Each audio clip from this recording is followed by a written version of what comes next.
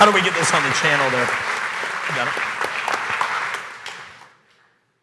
Thanks for the introduction. Guys, thanks for sticking around. I know I am not in the best time slot, especially for people that have flights and everything like that. So I'm going to try to make the most of your commitment here by blowing this out of the water, but I have failed many times before, so just be patient. And thanks again to Sorinex. I mean, I ran into a little bit of the perfect storm. Like he said, came from another conference. I do have a family member in the ICU right now and a newly pregnant wife. So it's not that I didn't want to be here with you guys. Just as you get a little bit older, sometimes life throws you curveballs. So today, what you can look forward to is we're going to talk a lot about information that is really tactical to the art of coaching. So this isn't going to be any kind of fluff or anything like that. This is going to be research-driven stuff that's really going to help you make science of the art. And again, feel free to stand up, move around. It's going to be a long talk. I'm going to try to keep it as engaging as possible, but I know you guys have been sitting a lot, so by all means, feel free to do what you need to do. I'm also going to go pretty quickly. So literally, if you want the slides, as in right now, if you want the slides, take out your cell phone. I'll leave this up for a little bit. And because many of these slides are pictorial in nature, and then many of the slides have a lot of information on them that you're going to want to review, because within 24 hours, you guys are going to forget more than 50% of anything I say. You can literally text coaching slides to that number, 44222, and they will be emailed to you direct. I'll leave it up for a few more moments, and then we'll get going. And I will come back to it at the end, so if you miss it, no worries, we'll do that, so I can honor Bert's time and everybody else's time. We good? All right. A couple disclaimers. Everything I'm going to talk about here is a snapshot. This is always kind of the presenter's conundrum. A lot of this is 6+ years of research that I've done both before I wrote my book, Conscious Coaching, and after. Okay? The book's only been out 2 years. People always ask, when are you doing another book? It's kind of hard to write a book, especially when you don't like writing. Okay? And I'm not somebody that's really into planting shrubs.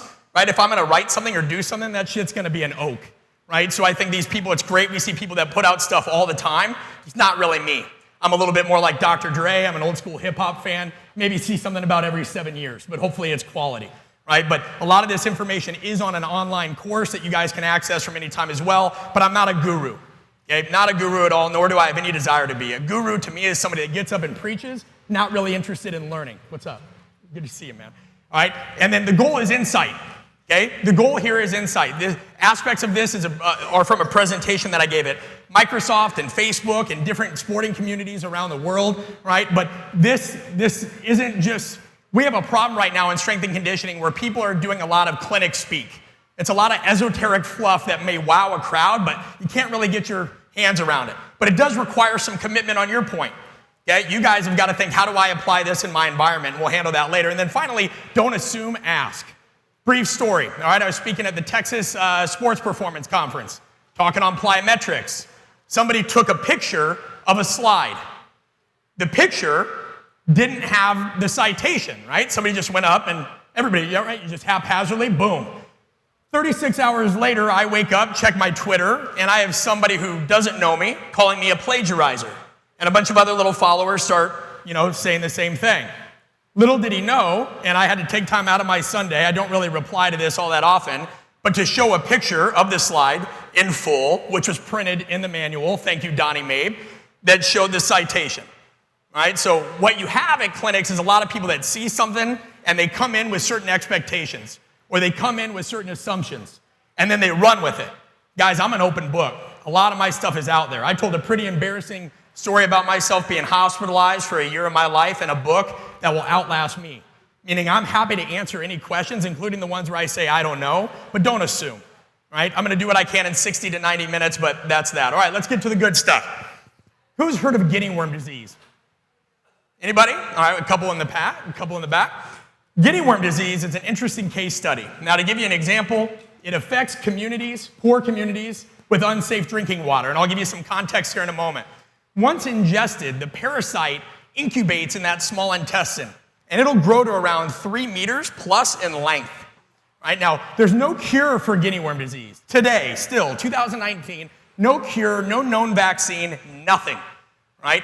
It emerges, if it emerges at all, from ulcerated skin, or doctors have to go in and literally cut it out of people. Really appetizing picture you'll see in a moment. Right? But what was interesting about guinea worm disease is They were finding that no matter who they flew in, no matter what expert, there was no treatment that was working. And you had all these people, kind of like in the strength and conditioning world, right? Oh, I have the perfect program. I got the perfect speed. I got this and that. All these people were coming in, trying, nothing was working. Nothing, right? So they found, well, the best thing we can do is start to cut this out of people. Here's an interesting piece, too, because we're going to talk about how this ties into the art of coaching. We're not talking about a small sample size here. We're talking about 3.5 million people. So a lot of the heat that I drew early on when I wrote Conscious Coaching was people would be like, oh, the art of coaching is a soft science. There's no research. Guys, not only is that absolutely wrong, but it's blatant, it's almost borderline ignorant. There is far more research on social science, human behavior, and communication than there may ever be on deadlifts and squats. And by the way, it's never an either or, because that was something I got to. I used to speak on nothing but training, and people, when I started speaking on this stuff, said, oh, like, so you don't think periodization is important anymore? I'm like, you know what, man? I went and had Mexican food last night, and I still like sushi, right? Like, we love these black and white arguments because people are just drawn to the polemic. Our field loves to debate as if things are black and white. But let's get back to the point of this. The sample size is pretty huge. A lot bigger than maybe a research article you might see on, let's say, contrast training or cluster sets, where if we're lucky, it's 48 university-approved subjects that are recreationally trained. This is 3.5 million people. 3.5 million people. But the good news is they were able to reduce the rate of people that were afflicted by guinea worm disease by 99.9%.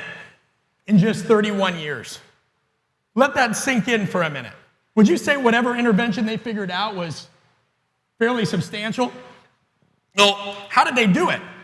Well, the CDC had hired a new head, and he said, listen, I don't think that this is a medical issue at all. I think it's a people issue. And they said, all right, well, tell us. And he said, it's simple.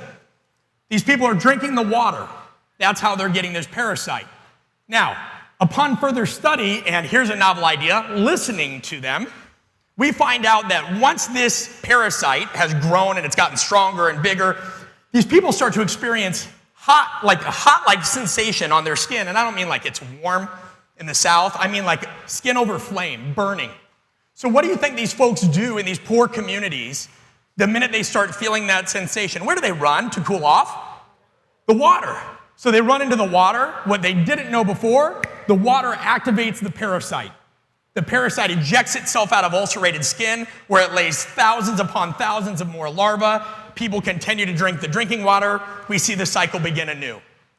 This is why it's a human behavior problem. Now, they can't go in, when we're strength and conditioning coaches, we tend to educate by giving people facts. Hey, for every 1% increase in quad strength, you have a 3% decrease in ACL tear. Get your ass lower in that squat. We love facts. We love figures. We love this. You can explain things like that to poor communities in Africa? No chance, right? All these medical gurus failing left and right. So they start learning, what we need to do is speak to them in a language they understand. How about storytelling? Storytelling is the oldest form of communication there is. The oldest way to pass along information. We'll draw pictures. We'll tell the kids, hey, feel this, don't do that. Guys, that's really all they did. They told stories to the community. They educated other members of the community who then educated the other generations, and people would teach that in the school system, and they'd adapt it. 3.51 million people, right? 33 or 99.9% reduction from storytelling. And the guy said, listen, when we reflected upon this, it forced healthcare workers to quit treating things like a medical issue, quit thinking there's always a vaccine, which, analogous to us, quit thinking that there's always a perfect program. I still get DMs and emails today, as I'm sure many of you do, with people saying, hey, coach, what's better, a trap bar deadlift or a squat? Or, hey, should I have RDLs in my program? Guys, if strength and conditioning comes down to one exercise, holy Lord, have we missed the boat, right? Oh, my goodness. And we're a multidisciplinary profession.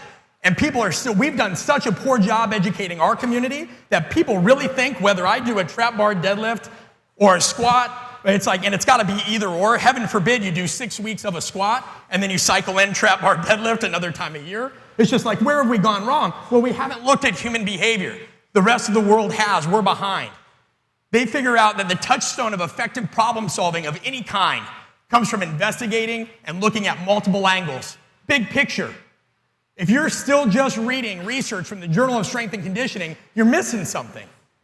we're missing something because there's research in so many other areas. You look at people like Leonardo da Vinci, never classically trained, borderline dilettante, would study a little bit of anatomy, well, a little bit of astronomy. How does the sun hit somebody's face? He'd paint a little bit. He'd do this. What made him extraordinary is he learned from so many disciplines. He was able to find the common things, right? He was able to shine light on dimly lit corners. And that's the effective problem solving. Guys, this is really personal to me. Because why did I write the book in the first place? Well, this was me when I was 16 years old, right before I spent a year of my life in a hospital. Okay, I was about 96 pounds. I had a bunch of friends sorry, it's heavily pixelated because I don't have a good picture of it, thank God. I grew up in a high school and, played sports, competitive athlete. A lot of my friends second year of high school got into cocaine, heroin, meth, crazy shit. Same time my parents were going through a divorce, right? All I knew was sport, right? These were guys that I grew up playing baseball and football with. So what did I do? Well, like any good extremist, right, that was interested in health, fitness, performance, I read everything I could from these magazine stands, which, what do they tell you? Eat more or burn more calories than you eat, low carb, low fat, work out. So I'm just like a 15, 16-year-old kid running hill sprints, doing 2-hour leg days. I'm eating like fat-free egg beaters and turkey bacon in the morning because I'm trying to get lean, whatever bullshit was out there. And it became a dark hole for me and an obsession because, guys, I didn't hang around my peer group anymore, not really into meth. Okay, as it turns out, right? Didn't want to go home because my parents were going through a nasty divorce at the time. So I just trained. I trained after school. After dinner, I'd go train. Anybody seen American Psycho with Christian Bale? That was me every night before midnight. I had crazy OCD. And you know that scene where he's just like, just doing crunches while he's listening to Texas Chainsaw Massacre? It got weird quick. And so one day I blacked out. I wake up in a doctor's office and they look at my parents and say, hey, your son... kidney, liver enzymes are way off, heart's 34 beats per minute, and this isn't for a good reason. His body's cannibalizing itself. Guys, I was full-on depressed. I was so angry that I just, because I had nothing to identify with, that I just went down this rabbit hole. And what made it worse is when I was hospitalized, sorry, the clicker's a little delayed. When I was hospitalized, and I spent a year of my life on the 8th floor of a hospital in Minneapolis, Minnesota, and this is what you saw every day. It's not an embellishment. If anybody ever wants to fact check me, I have people that will tell you the same damn story. You wake up at 5:30 in the morning, the blood's drawn. They decide if you can shower based on your BMI of all things. For me, I couldn't shower for 2 weeks while I was hospitalized because they thought the initial shock of hot or cold would send me into cardiac arrest. I was that malnourished. Okay? You sit in a day room, which is a nice way of saying it was almost actually the size of that, right in there. And you're viewed by nurses 24/7, they monitor activity. You have to be as still as possible because their goal in this center is to get you to gain weight by any means necessary. Now, they don't really give a shit why you got in there. There was a 6-year-old woman who developed bulimia because her husband had left her for a younger woman. There was a 12-year-old girl who was the youngest of 9 children and felt like she wasn't getting attention anymore. There was a junior Olympic wrestler who lost on the national stage and his father beat him nearly to death. And so he became obsessed with training and nutrition because he never wanted to let his dad down again. There were people there that weren't scared of pieces of pizza or calories. There were people there that had all kinds of issues, right? Same reason people drink alcohol, same reason some people are addicted to sex, if that's a thing, same reason anybody's got issues. There's always an underlying cause. And guys, you can't fidget when you're in there. If you fidget, that's a non-exercise thermogenesis. You're burning too many calories. You get one knock on the plexiglass window. You do it again, okay? They'll make you drink a boost or Ensure. You do it a third time, and this includes chewing gum, standing up, anything like that, fed intravenously. Fed intravenously. No exercise, none. So not only are they refeeding people, they're not integrating them back into any exercise program, anything like that. You're not able to leave. Spent my 16th birthday in there. You're not able to read anything health, anything related, right? Because people, they don't want that messaging. You have to watch PG-13 movies. You eat 6 meals a day at a glass table where there's nurses on both ends of the table with the other people in the hospital, glass so they can see if people are trying to hide food, if they have razor blades, if they're doing anything like that, right? And it's so demeaning that let's say you had mashed potatoes and gravy, if you did not literally lick every essence of whatever the hell was on your tray, they considered it you not getting all the calories you need, supplement or intravenous feeding. Do you think that makes people better? Do you think that kind of environment? But here's the thing, all these people had a lot of degrees. They were all PhDs. There was registered dietitians. There was physiologists that would do a lot of these tests. You saw every acronym under the bus. But the big issue is they were socially skewed instead of socially skilled.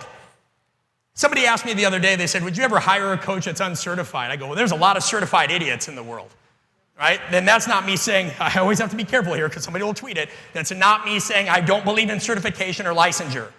What I am saying is idiots slip through the cracks all the time. And guys, we've been messing up communication for millennia. This isn't new, right? We've been messing up communication for millennia. So knowledge isn't enough, right? That has consequences. Another part of the reason is most people don't understand the difference between things that are complicated and complex. And it's an important distinction to make. Things that are complicated, parts of this problem are hard to solve, and we're going to go over examples in a minute, so it gives context to the slide. But generally, with an algorithm, you can figure it out. Right? This is like a new coach starts to learn how to run a warm-up. They understand different areas of the body that they got to address, right? Well, like, okay, well, I get groin, hip flexor, ankle mobility, right? Like, strength coaches love lists. And like, I'll be forthright, anytime I give shit about this, I was the most guilty. Like, my idea of fun at 26 was making new templates. Thought it was a blast. Drop-down list, this, everything's sequential. Right? So complicated things, it's tough, but the context is stable, and the outcome's relatively predictable. Things that are complex, not. Right? Everything's fast-changing. It's all very interdependent. Right? You may know the problem, but you don't even know where to start because so many things depend on it. Let's give an example because it helps. So things that are complicated. The next solar eclipse. Now, if I told you, hey, we can figure out a solar eclipse, and then I described, let's say 500 years ago, I'd tell you, I'm going to be able to tell you, see, when this thing blocks the sun, it's pretty crazy.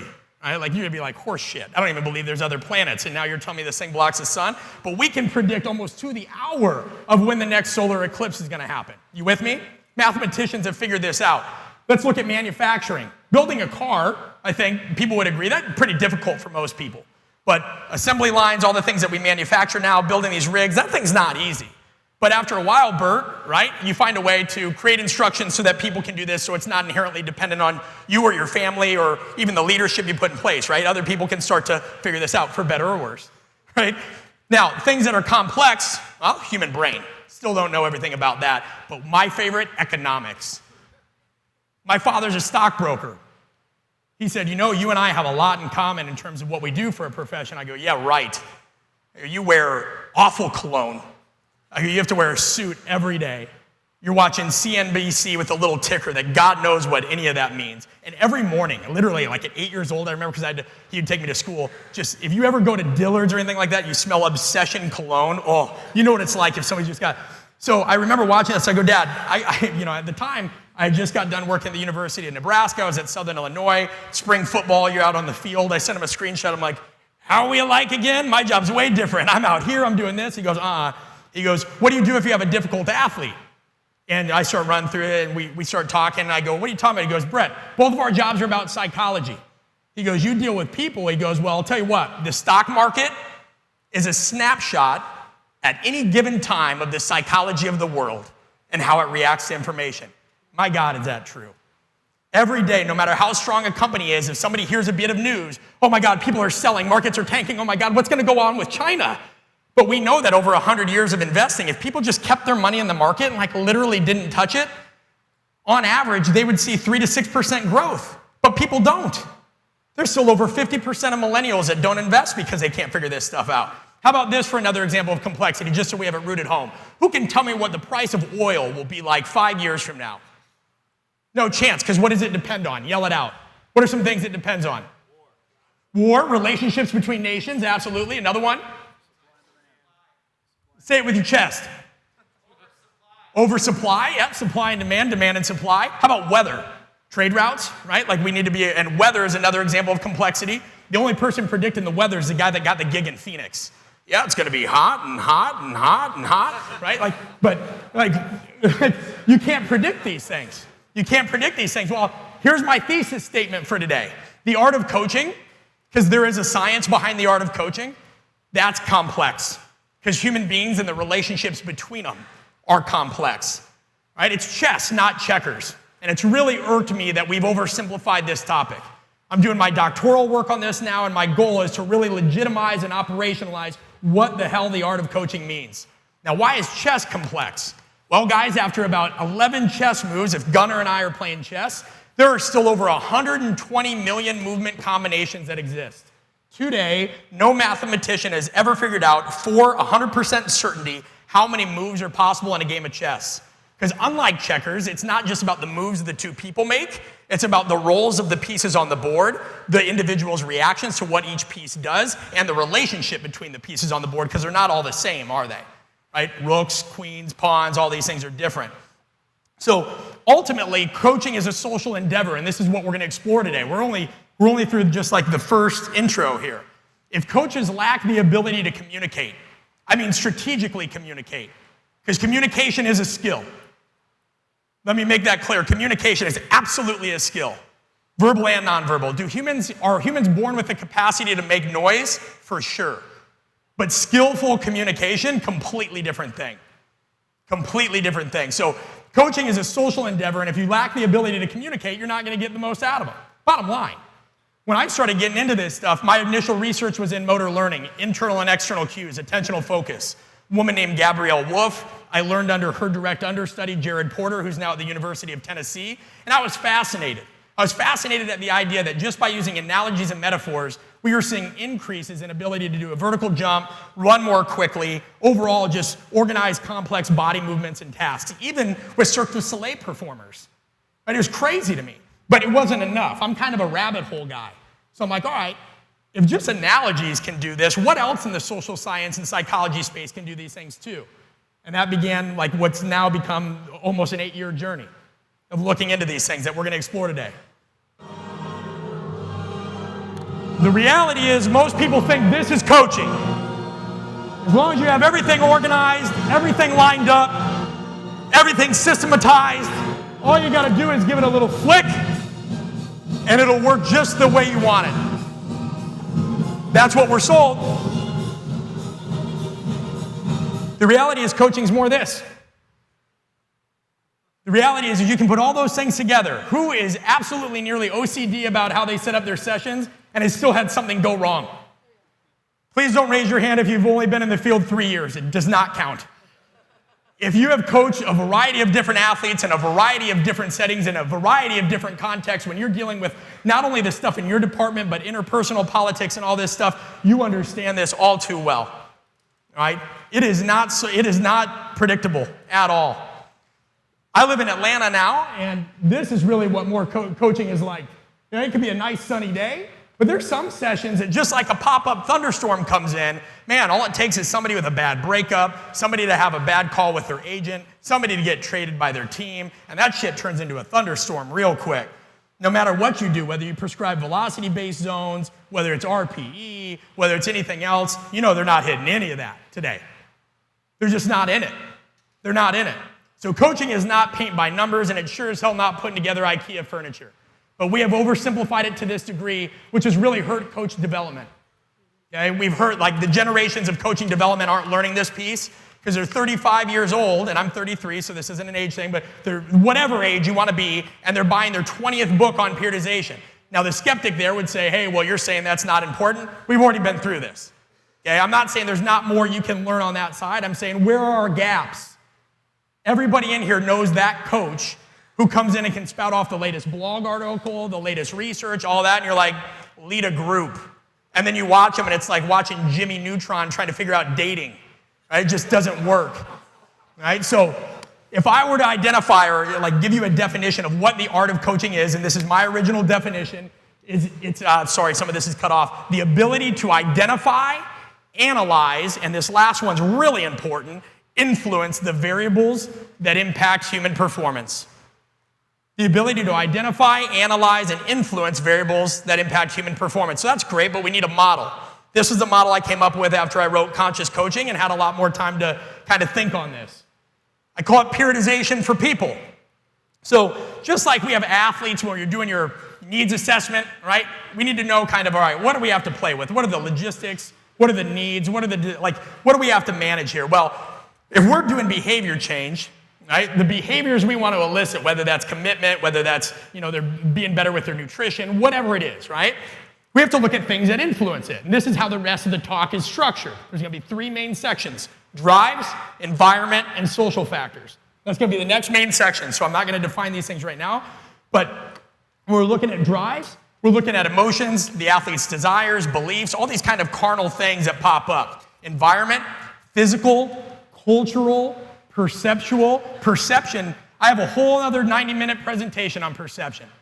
Perception is an individual experience based on the senses.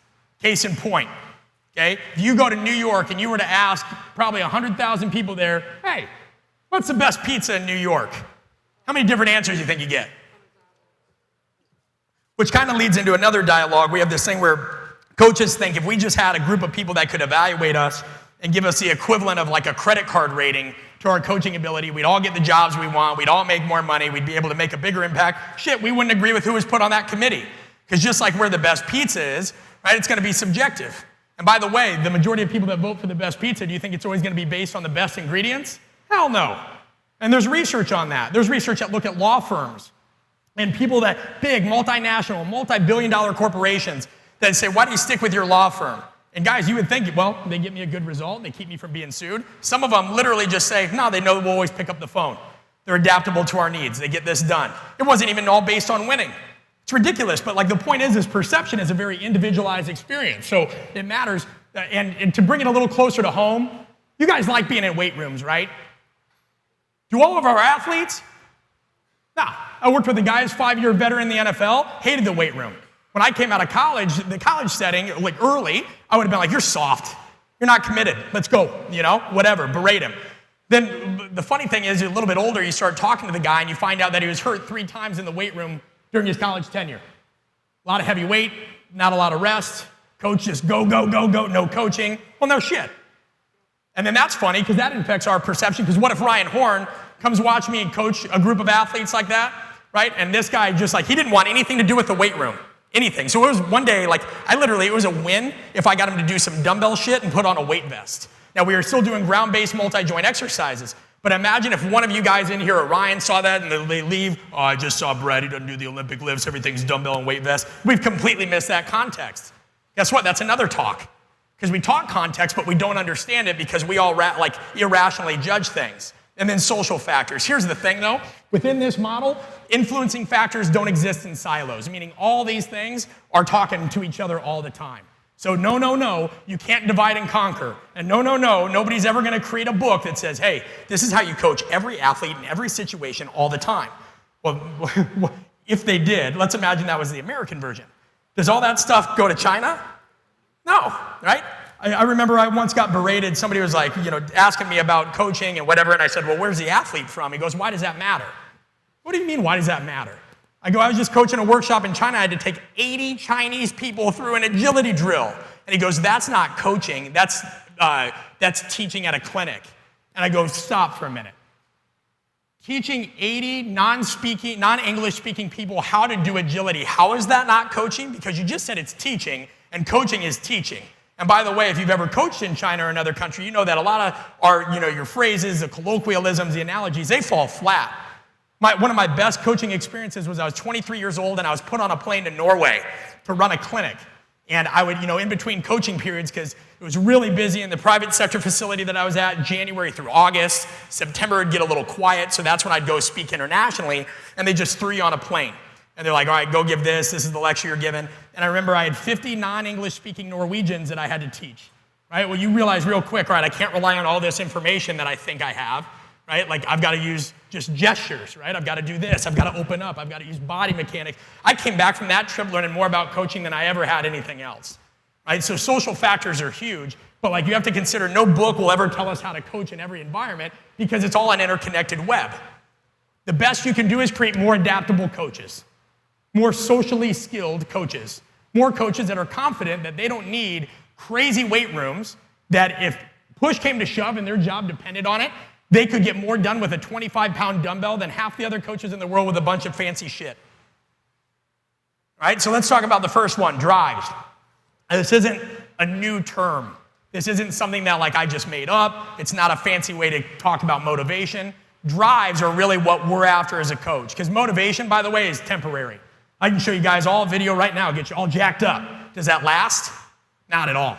Okay? Drives, on the other hand, per Antonio Damasio, who's a professor of cognitive neuroscience at USC, he talks about them as these things that kind of, they originate in the nervous system, right? Or in the limbic system, rather.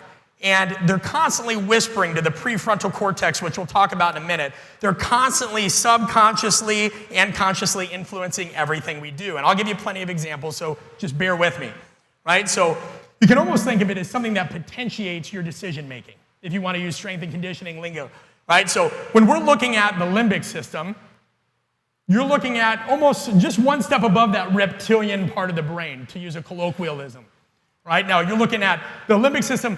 What's in that is the amygdala, first and foremost, which houses fear and anxiety, right? That's also where a lot of judgments stem from.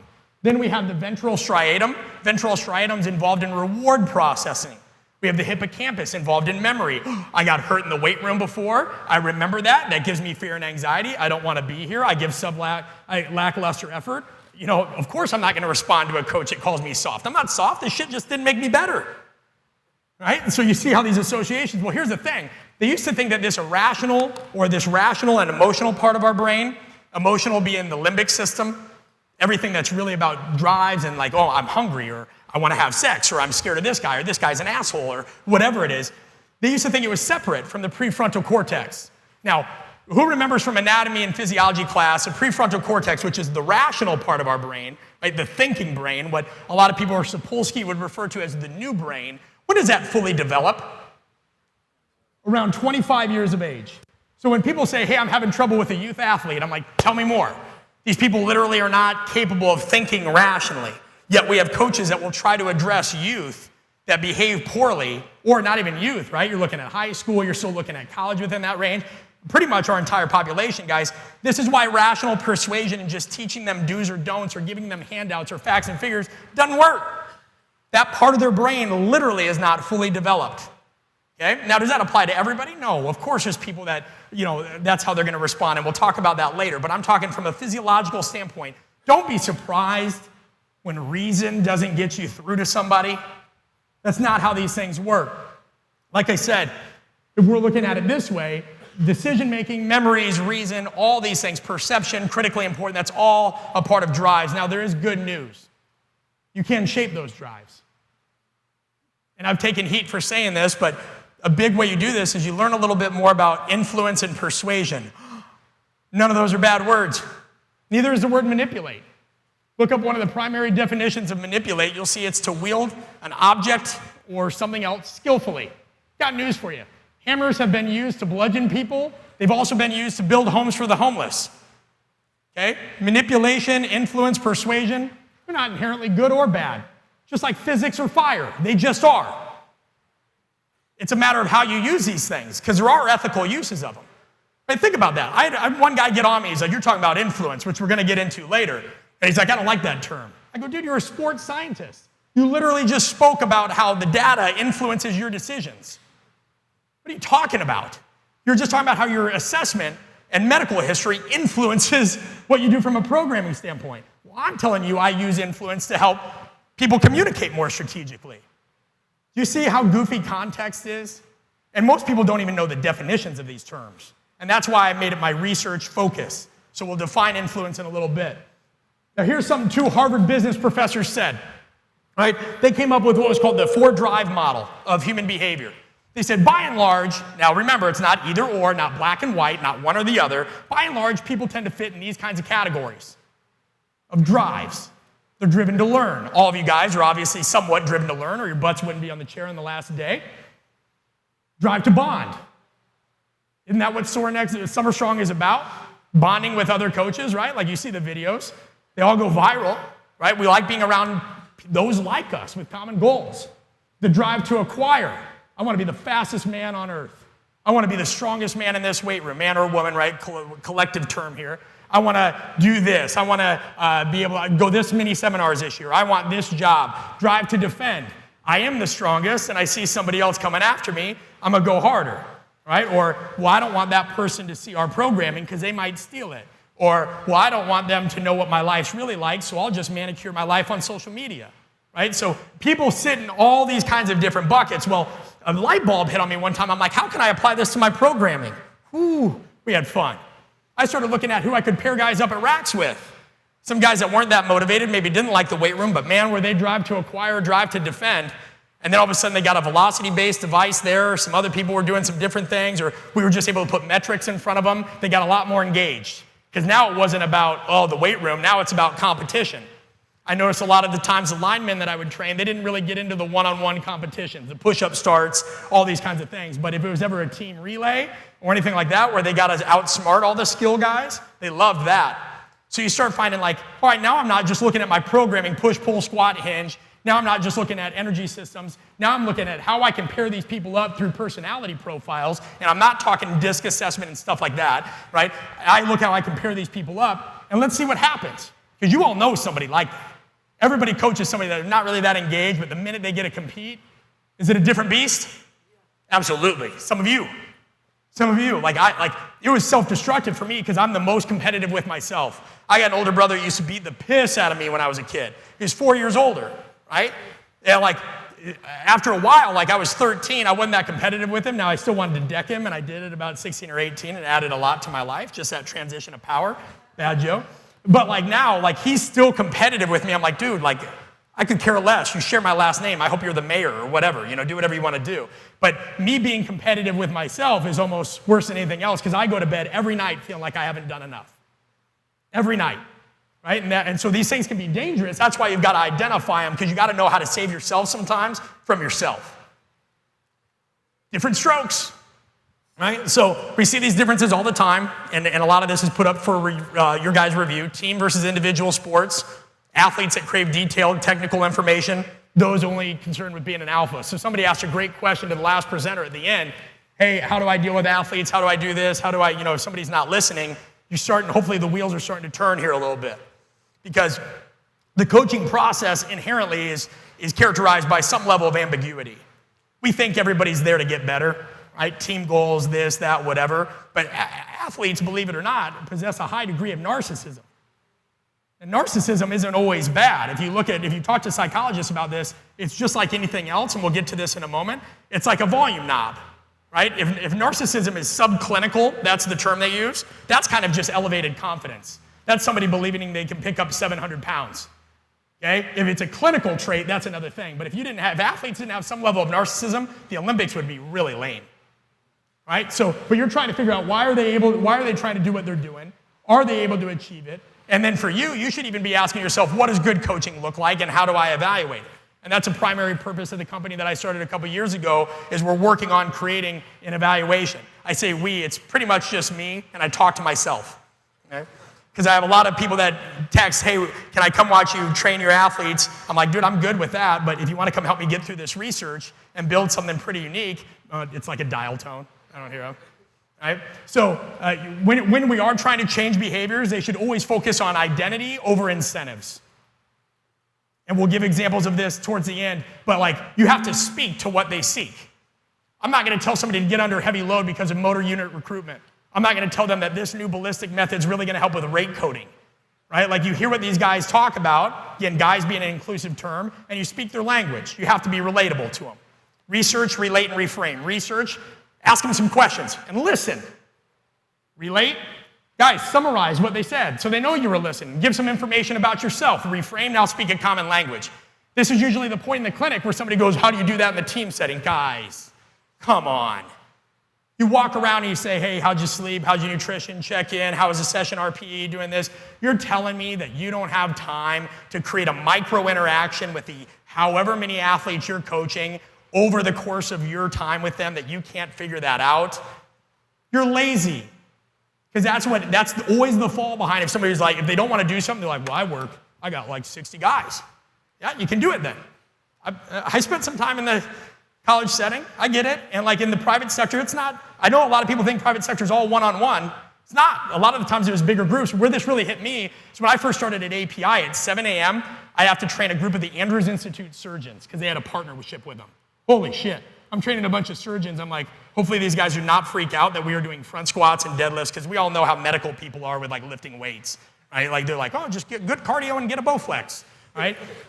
And then at 8, I would train what was called the Eagle Fund. These were guys that had been serving our country overseas, came back a little blown up. You'd have 8 to 10 guys, and you'd have to create modified programs for them. Some of these guys still had shrapnel so deeply embedded, they couldn't hit certain ranges of motion, so you had to get really creative. 10 a.m., modified pro group. So I'd have maybe 5 healthy athletes, NFL, NBA, whatever, and then a couple guys that were over from the Andrews Institute on a return to play protocol.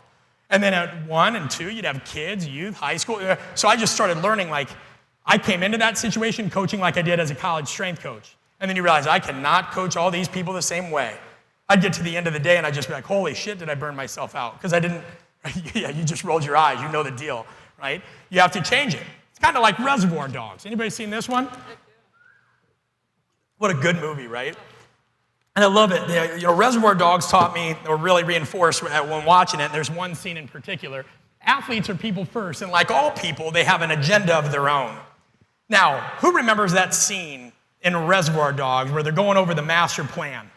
And despite the fact that these are all really talented crooks, that master plan goes halfway to hell because what do they get caught up arguing about? Their names, right? Somebody's Mr. Pink, somebody's Mr. Yellow, and what did everybody want to be? Mr. Black. And so they're sitting there and they're like, why do I got to be this guy? Why? And the guy just slams it and he goes, because everybody will spend an hour here arguing about who's Mr. Black now. Pay the attention. And they end up screwing the whole job up anyways. I think our field does this the same way. Whether it's arguing about, when I came up, it was like, are you a West Side guy or do you do Olympic lifts? You know, now it's like, are you team setting or are you private sector? It's like, this stuff's really important, right? I go to my dentist. I've never heard him once say, hey, I'm a molar guy. That guy that incisors down the street's a jackass, you know? And what's really funny, by the way, and we'll talk about this, you know, like guys in the 1800s, a good doctor, because we always hear coaches talk about like, they kind of glorify the grind as if they really want to be 85 years old and still train 12 groups a day, right? Like we talk about glorifying the grind. You know, in the 1800s, a good doctors wore these black frock coats. They didn't wear these sterile white ones, right? They wore these black frock coats. And the more blood and guts and viscera that was on that coat that had stiffened it up, the better doctor you were perceived to be. Because that was a sign of a healthy practice. You were in the trenches doing work. So think about that. Doctors would treat people with blood, guts, God knows what else, and they, like that was lauded then. Right? It was, and despite whoever told them to wash their hands, who we'll get to in a moment, the people at the time literally said, a doctor is a gentleman, and a gentleman has clean hands. Yeah, except when you're digging around in somebody's sternum. So people have this tendency to draw these weird divides, and they really, if they could just step back, they could be like, how is this helping me accomplish my goal again? And we're super guilty. I just came back from a conference, great conference, but I saw at least 3 people talk about the silos they face in their organization, pro-Olympic or otherwise. How is strength and conditioning going to do anything to knock down silos when we still have so many within our profession? We are awful at getting along for stupid reasons. And then we want to fix everybody else. Does this sound familiar? Sports science director. Our sport coach is old school, right? Runs a team into the ground and then is surprised why they don't perform. Meanwhile, the athlete says, our strength coach doesn't get it. I'm a football player or a basketball player or whatever. I'm not a weightlifter. Meantime, the strength coach says, our team's soft. I spend hours and hours working on my programming and they just go through the motions. And then the sport coach is saying, they keep telling me all this data and stuff will help, but I've won 4 championships doing it my way. That's what I mean by athletes are people first. This stuff isn't just to do with athletes. This has to do with coaching and interpolitical agendas. This is the primary issue we face as strength and conditioning coaches, not this bullshit infighting. We have people that don't value what we do. And guess what? More certifications isn't helping. Guess what? More leadership books isn't helping. Guess what? More training books isn't helping. Because we continue to not understand things like business, finance, communication, conflict resolution. We're fighting a losing battle. Guys, I remember one time I was in charge of men's and women's golf, men's and women's tennis, all this, and the golf coach was like, I don't want my golf team doing those football lifts. I said, well, what are these football lifts? He's like, those cleans. I'm like, that's a good clean, coach, whatever that is. So I remember my dumb ass went in and went to the NSCA article and pulled up all this information about how cleans and deadlifts would improve driving distance. Went up and gave it to the 76-year-old golf coach, who, what do you think he did with all those? Womp. But I went to my office and I'm like, I did my job today, research-based. Like that, it's messier than that. All right, so where do we go? Well, one part is you got to know your athletes. Now, this is a big reason why in my book I talked about archetypes. Now, please hear this. Don't look at the slide. Anybody that has read my book, actually, not just because they want to give a 1-star Amazon review, unverified purchase, anonymous. Literally 3 weeks ago, somebody called me a racist and a cult leader because I talk about archetypes. Archetypes are general patterns of behavior, right? They're why some people like watching The Office, because we all know that idiot. It's why some people like going to certain movies, because they root for the hero or the villain, right? You see this on social media, the bro science guy, the person that takes pictures of food all the time, the crazy cat lady, right? The slow person at the airport that can't figure out their boarding pass even though they've been there 50 minutes. Archetypes are general patterns of behavior. Guess what? We're an archetype. I went up, my wife needs a new car. We did the whole car thing. What does that cheesy-ass salesman say? Oh, you look like a guy who works out. I used to work out a bit myself, right? Like, why do I look like a guy? Oh, because you're struggling. I'm like, this is just what it looks like being from Nebraska. I actually don't even lift weights, right? But like, we have these archetypes. Now, these don't just apply to athletes, so have some fun with me here, because we all know somebody. And there's 16 archetypes in the book. It's beyond the scope to go through them all here. But one of them is the politician. The politician's that person that always wants to argue. There's always an alternative. No matter what you tell them, it's always coming back, right? It's like there used to be an intern that I worked with. We called him Ping Pong. Because every time you told Ping Pong to do something, he'd come back and be like, well, can we do it this way? I'm like, Ping Pong, no!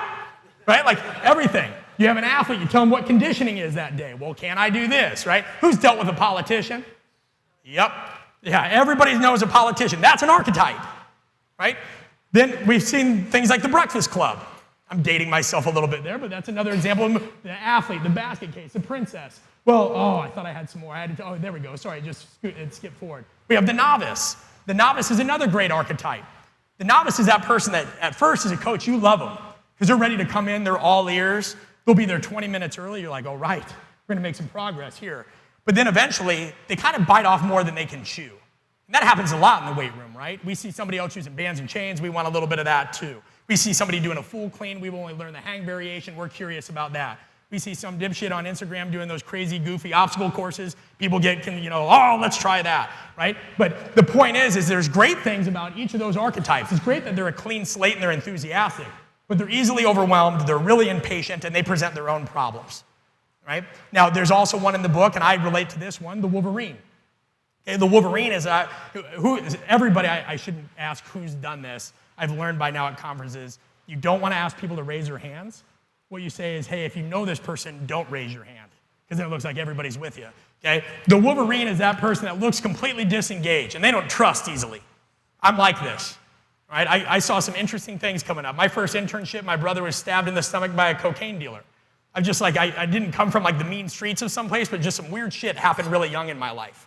They lost a lot of family early, my family doesn't tend to live that long, so there's an urgency, right? So I usually want somebody to cut the bullshit and get right to it.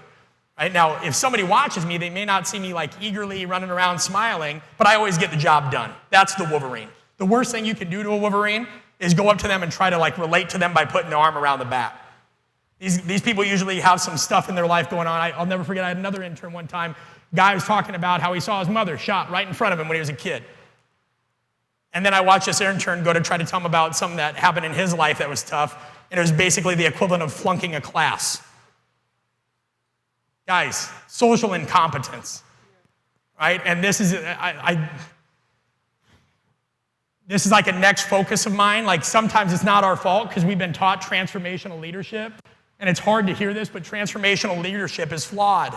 It doesn't work in every circumstance. It really doesn't. Not everybody wants to be inspired. Not everybody wants a hug. I boxed competitively for quite a while. I didn't want a hug. Please just tell me what the hell I did wrong and let me go work on it and don't talk to me for a while.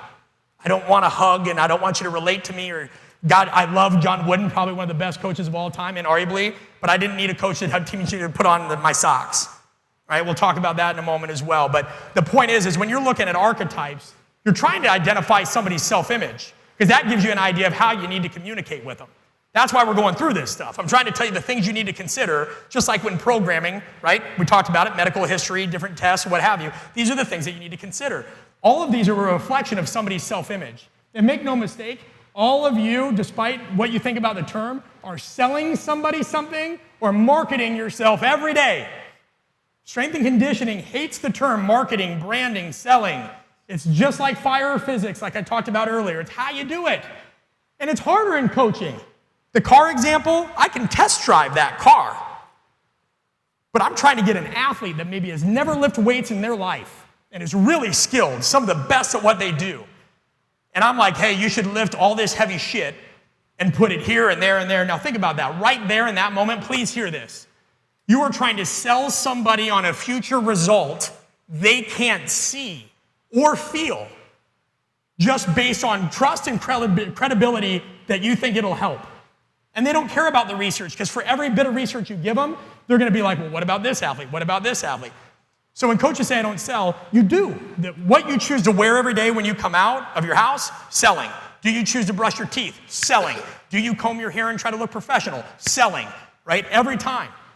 We have to get over this term. It's how we feel when somebody misuses the term intensity. You know how pissed we all get as strength and conditioning coaches when somebody says, I want an intense workout. No, intensity is relative to the load lifted, right? Like a greater intensity is a heavier weight, but they think like that stuff is intensity. We've got some digging to do. So it's called, and the research goes back to the 1950s. I talk about it in a course that I just had out. It's called Impression Management, Self-Presentation. You want to read an interesting book? Presentation of Self in Everyday Life by Irving Goffman. I have a whole reading list on my website you can download for free.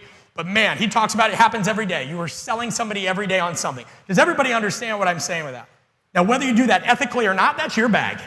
That's values, right? But like, absolutely. That's why, like in the media, we're laughed at as strength and conditioning coaches. People think we're jackasses. And we wonder why we don't make a whole lot of money and we have no career longevity. Because by and large, I remember I spoke for Microsoft, and when I was done being scared, because I'm like, what am I doing at Microsoft? They go, you're a strength coach? And I go, yeah, why?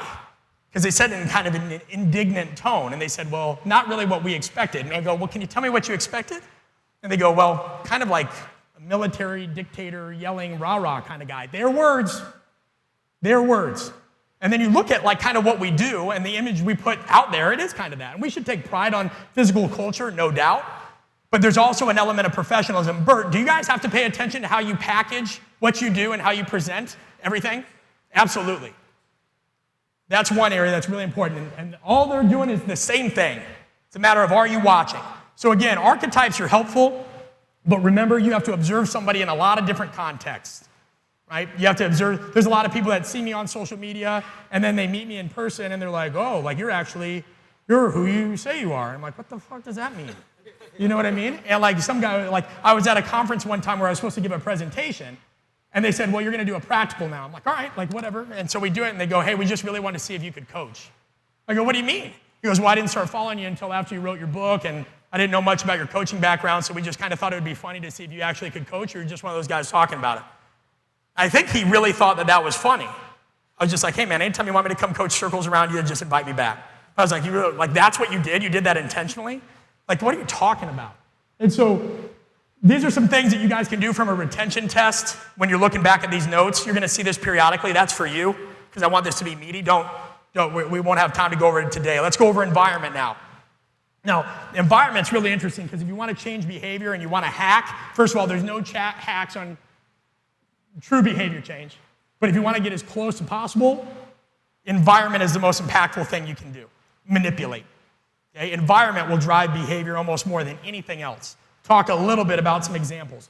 So in 1979, sorry, one moment. In 1979, a gentleman by the name of Alexander Schaus wanted to study the impact of color on aggression and force expression. This guy wasn't a strength coach, just kind of wanted to see what would color do. Right? It was published in the Journal of Orthomolecular Psychology. And they exposed people to two colors in a variety of, in a variety of tasks. One was this like Pepto-Bismol pink. Right? Everybody kind of knows that, like you look at that feeling. And another one was blue. And he wanted to see if we did manual resistance tests, if we did grip tests, I'm going to fast forward a little bit, if we did a hand grip dynamometer and we did self-report questionnaires of anger and aggression and we did observational studies, what would we see? And oddly enough, they found that when people were exposed to this particular Pepto-Bismol hue of pink for a certain amount of time, force expression went down and aggression did. And they repeated the study in a variety of different ways. And there were subsequent studies where, just like any research, some people disproved the theory, but it wasn't always the same kind of pink, and it wasn't always, they just went back and forth. But it started to catch on. It started to catch on not only in like prison cells, what they started doing in prisons, or in psychiatric hospitals where people were particularly violent. The whole thing was colored that kind of pink. And they found out, holy shit, this kind of works. We're seeing less violent outbursts. It had a pacifying effect on these people. Now, I don't have the slides on this talk, it's on another one, but then they started looking, would this work on Metro Transit? Because a lot of times people would get on these buses and slice the seats. You remember those old school buses? They'd slice it or whatever. So they started coloring the seats pink. And they found out that the buses that had those pink seats weren't getting vandalized. Then they started looking at it United Way, donations. Same cause, right? Hurricane relief, whatever it was. Blue jar, pink jar. The pink got more donations. Vegas odds makers started noticing that if boxers who were underdogs started wearing that particular hue of pink, oddly enough, they were pulling out some more upsets. In Glasgow, Scotland, they replaced the normal kind of yellow hue of a streetlight with a blue one, right? Now, they didn't change anything else. No more police presence, nothing. Just a blue streetlight instead of the, you know what I mean by the yellow or the gold one? Saw nearly 30% reduction in crime in the area over the next 6 months, even though no additional police. We're that susceptible to suggestion. University of Iowa. Visitors' locker room. Everything, top to bottom, pink. It was such a big deal when this first happened that the NCAA, people started appealing and said, Colorado State and Iowa are doing this. We want you to flip it. Now, eventually, appeal got overturned. It's still this pink to this day. I think 3 years ago, there's an article in the USA Today about how Jim Harbaugh went there when Michigan was playing Iowa and like wallpapered all over it. And ironically, they won that. They lost that game. But it's like, dude, you're probably drawing more attention to it by you trying to wallpaper over it. But pretty fascinating stuff all the way around. Let's look at another thing that's not quite so funny. Stanford prison experiment. Anybody remember hearing about this? So famous they made a movie about it. Would anybody mind enlightening the crowd just a little bit about what went on here, the gist?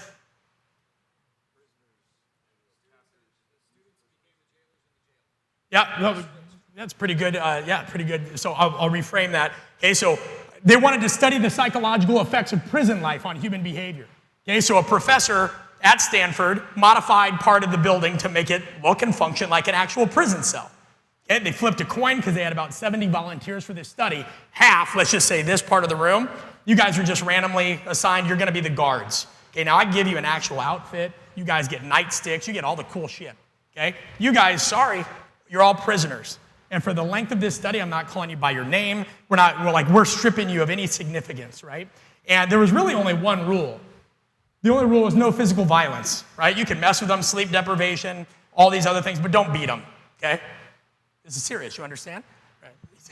Stone face, right? After this, so they said, all right, the study's gonna go for about 2 weeks. Anybody that answered, how long did it last? You remember? 6 days. Because what happened? Got too out of control. People started having psychological breakdowns on both sides. They started getting violent, right? And this shouldn't come to a surprise to anybody. You wanted a real example of environment? Because there's probably some skeptics here. Who remembers Hurricane Katrina? What was going on? Looting, violent. Are all those people crazy? Are they all murderers? What happened in World War II? Are all Germans mass murderers? But they committed some pretty atrocious acts, right? And that's why a lot of these studies, there was another study in the 20th century called the Milgram experiments, where it was specifically designed to see and show that it's not so much who a person is, as much it is what situation they're in that will dictate a lot of behavior. Fascinating. And I'll talk about the Milgram experiment if you guys want to go into that later, but I also don't want to keep you here for 5 hours. Can I ask a quick question? Yeah, by all means. Is it just environment, or is it like I'm watching what Gunner's doing? Like maybe I'm going to do it too. Oh, we're getting to that. Okay. I got a slide specifically for you. No, you don't need to apologize at all. Listen, if anything is not made clear here, I'm here for you. Have at it, okay? If I'm going to talk about it later, I'll do just what I did there. Otherwise, if I can't answer it, I don't know this shit well enough. So by all means, you shouldn't leave here uninformed, right? But this was the key, all right? What Philip Zimbardo, the gentleman that ran that study, said, he came under a lot of heat for it. So did Milgram, and we'll talk about the Milgram one later if you want. The mere act of assigning labels to people and putting them in situations where those labels acquire validity is enough to elicit pathological behavior. And that's why in my book, before the archetype section and in it, I say, these are not labels, these are not static. I got news, guys. I'm charismatic and gregarious when I'm here presenting. When I'm at home with my wife, I just want to read a book and kind of be left alone. Like, I hate email. How most people feel about social media, I feel about email. Email, like, because there's this expectation, I got to get right back. I'm such an introvert when I'm not doing this stuff. My point is an athlete can be one archetypical expression in one situation and another somewhere else. Is anybody else like that? You're with good friends is different than when your wife. When you're at home with your college, or like when you're meeting up with college buddies, are you going to act the same as you are with your in-laws? And I say this in the book, but that's why I got called a racist and a cult leader, apparently, because archetypes are judgmental. Guess what? Human beings make judgments. Case in point. And if you've seen this before, shut up. Okay, right here, this is going to be your right, okay, your left. So whenever I say right or left, I'm referencing yours if everybody's in this position. One of these shapes is a tiketi, like a machete, but a T. The other one is a malumba. Which one's a tiketi? Yes. The right, that's a tiketi. Anybody else agree with him? Keep your hands down if you agree with him. So I'll make that very clear. If you raise your hand, you think that is a maluma. Holy almost the entire room. Well, maybe. You got to plant a flag. Which one is it? Tiketi. Why is that a tiketi? Say it loud if you could.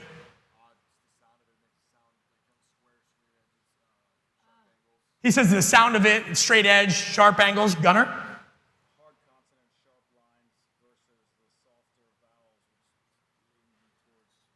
Hard consonant, sharp lines, as opposed to the softer vowels with maluma makes it. But time out. So if that's a tiketi because the edges are sharp, so what does that have to do with the name tiketi? What does sharp have to do with tiketi? I'm sorry? I referenced machete, so you think I slipped there? Or I baited you? What? Tell me what does sharp lines have to do with something called a tiketi? It sounds hard. Right? It sounds sharp, harsh, right? Okay. Well, what about maluma then? You said it's soft? Guys, a tiketi and a maluma is not a real thing at all. But everybody that sees these things and hears these, all of a sudden, this is a study that was done in 1929, funny name for a serious subject, called the Bubakiki effect. They reproduced it again in 2001, 2011, and I think they did another one in 2017. And it just talks about, like, when you see something, you start to draw associations immediately. And this is really what's part of what's called our posterior cingulate cortex. Now, from a scary standpoint, it's the same part of your brain that, let's imagine, let's say Bert was selling this whiteboard, and there's $400 on it. I see that, and I assess whether that value lines up with what my perception is with my posterior cingulate cortex. Scarily enough, that's the same part of my brain that when I meet somebody for the first time or take a look at them or see something that they post on social media, makes that same judgment decision. It's completely judgment-based. It's not informed. It's a judgment. It's perceptual. Now, we see the same thing when you see words. You'll never look at marketing the same after this presentation. What do you notice about what term is up there? Hate. Now, how is the way, talk to me about how that's written. Just describe it loosely. Nobody's going to look like an idiot. Angry, fire, aggressive. But what does that have to do with the word hate? Well, we just think like a harsh term should have a harsh appearance, right? So fire and all those things. Jagged lines, all these things. Well, what's interesting is within 30 seconds of looking at a word that looks harsh or aggressive or anything like that, you have increased activity in the amygdala. Is it any surprise that the majority of people that get on and are trolls on social media are probably usually unhappy people or people that were so mad that the minute they're mad about something, they start doing this, right? Like, we get mad and we project it, but, we look at, it releases stress-producing hormones and neurotransmitters. Looking at a word, appreciate the ridiculous nature of this. 30 seconds of looking at a word that looks aggressive, same with stab, cheat, kill, any of those things. It affects our physiology. And it affects our physiology. What else will it affect? Our decision-making, our behavior. And then finally, it'll also impair logic and reason, which go hand in hand with what I'm saying. Guys, there's entire industries based off this. Tens of millions of dollars are spent by casinos every year to make sure that people stay in them and do exactly what they want to do. And remember, I told you this talk was going to be about addressing things with human behavior on a macro level. There should be obvious tie-ins here with strength and conditioning. I'd ask any of the Sorinex crew, was it purposeful that you put that display, right, all the historical stuff that has to do with strength training and physical culture where you put it? Is that purposeful, or did you just randomly land on that? Because what?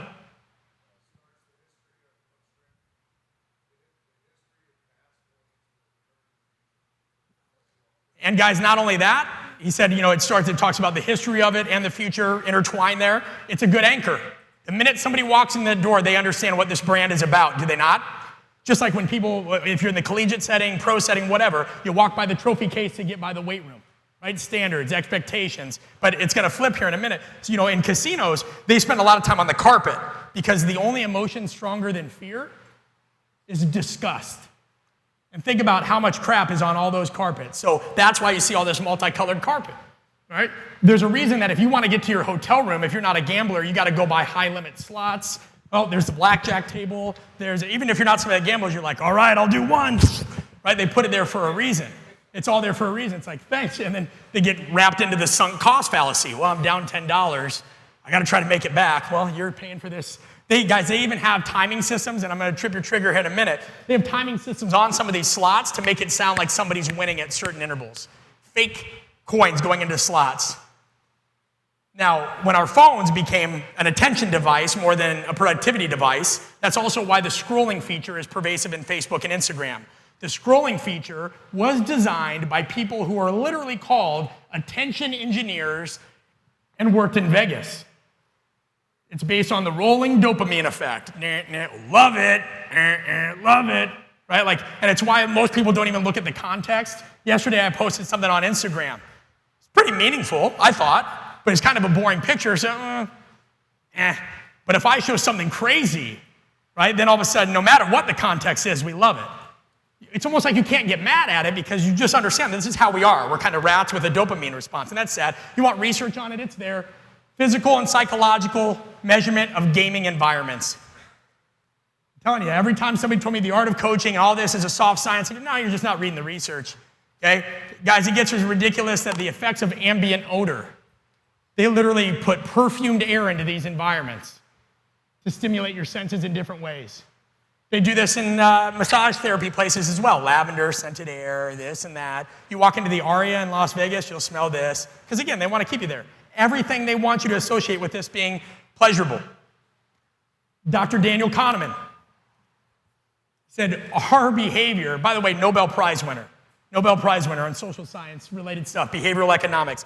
Our behavior is influenced much more than we want or know by the environment of the moment. So for as much talk as we do about culture in the leadership domain, so much of it is really environment. And if you can tie environment, please hear this, to identity, even better. Culture is kind of this ambiguous term. It's never really been defined by many people. Everybody's got their own definition. And we'll define it, but before we do, also understand that this works inversely. Some of the world's best come from really shitty environments. Believe me, there's reason for that. In environments like this, Gleason's gym where Mike Tyson trained, there's not a whole lot of distraction. There's not a whole lot of ambiguity of what kind of behavior is appropriate here. But now we've resorted to creating performance centers that are more like resorts for people. What are they accountable for exactly? They're handed this, they're given that, we've got the latest tools, toys, and tech, and we're wondering why coaches suck now? We've taken ourselves out of the game. You have an environment like this, you figure it out. We would start to challenge interns and be like, what do you want set up today, coach? I'd be like, hey, we're gonna pick one tool and do a speed or an acceleration or a multi-directional with one tool today. What is it? He'd be like, you can't coach with one tool. Yeah, we can, we're gonna do that. It's like constraints-based learning. And that's when creativity happens. Holy Lord, there's hard numbers on this as well. Sorry, button got stuck here. That's what she said. Okay. 2012 report by Gallup. Gallup looks at some of the biggest companies in the world. They say, hey, when you change the environment, just when we go into corporate environments, and we have to learn from this setting because we're talking about companies with tens of thousands of people, they say just when we make more engaging environments, we have less absenteeism, fewer product defects, fewer safety issues. Doesn't take much, again, to understand how this transfers into training athletes. More engagement can lead to what? Better buy-in? Well, buy-in, like, I get asked this question a lot. What is buy-in? Usually somebody would go, what is buy-in, by the way, if you want that definition, trust plus commitment. Buy-in is trust plus commitment. If somebody does something, that's not buy-in. You could have made them do that. That's compliance. If somebody trusts you and they commit to it, that's buy-in. So now you're going to get more effort out of them. They're going to be more receptive. Remember, your athletes shouldn't need you over the course of their lives. You're a lighthouse. Your job is to kind of guide the path and light it. But if you're creating athletes that are completely dependent on you forever, have you done your job? And you, meaning a collective us, have we done our job? No. No. If you do want an actual definition of culture that you can take with you, this is it. Through the research, culture is a dynamic process, meaning it changes, characterized by shared values, beliefs, expectations, and practices across the members and generations of a group. Culture is actually fluid. We see it time and time again. We see companies or individuals or teams that were great for a long time. That culture worked to a certain point. Then all of a sudden it doesn't. They go through a tough spell, and they've got to readapt their culture. Culture is dynamic. It is not just one thing. That's important to understand. All right. Again, retention test for you guys when you come back to it. Hopefully just looking at some of those oddities makes you think, well, how do people maybe perceive this environment? How do they perceive this? My mom's nearly 70 years old. My dad had a stroke not even last year, a few months ago. And my stepfather's in the ICU, like I mentioned. Every time I go home, I try to get them up to, the gym. There's like a little wellness center when we go back for the holidays. They won't do it because it freaks them out. Eventually, I just learned that one of them just wants to walk. One of them wants to do this. One of them wants to do that. So you construct the environment around it, and that changes behavior. They see this, by the way, in, what's the word I'm looking for? Sorry, organ donation. Guys, there was a part where, one part of the world, this country that shared a lot of Western beliefs, right, was absolutely getting crushed in terms of organ donation. There was a severe lack of them.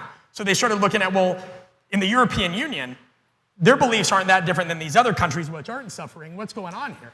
So they started looking at the piece of paper. Let's say I gave Gunnar something. I said, hey, check this box if you want to donate your organs. Let's say I gave Gunnar another piece of paper. It said, check this box if you don't want to donate your organs. Which one do you think he's more likely to check? Let's get away from Gunnar. You don't know Gunnar. Let's go the average person.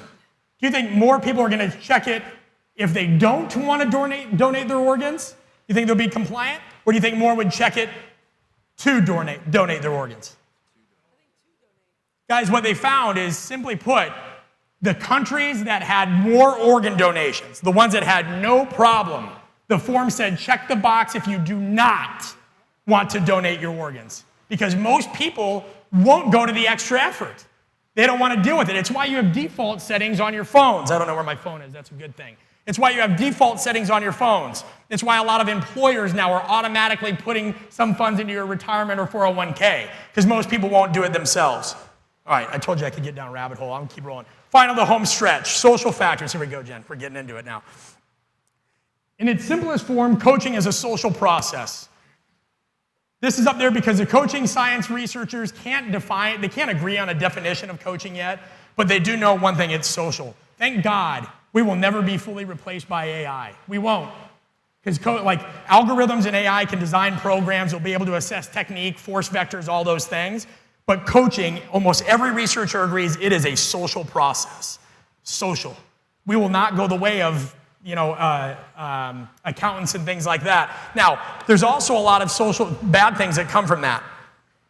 We have to deal with crazy parents, social comparisons, all the things that can serve as distractions to our athletes. And it's not just verbal, it's nonverbal. So when I say it's a social process, you've got to be able to look at nonverbal. One of the most interesting people I met this year worked for the CIA for 20 years. We sat down and talked about nonverbal stuff for like 3.5 hours. Fascinating guy in his 70s, and he was like, yeah, well, I won't go down there, but little comedic break here just to show you how the ripple effect can take hold. The gentleman in the elevator now is a candid star. These folks who are entering, the man with a white shirt, the lady with a trench coat, and subsequently one other member of our staff, will face the rear. And you'll see how this man in the trench coat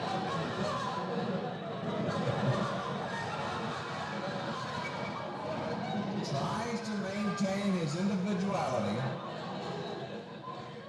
but little by little,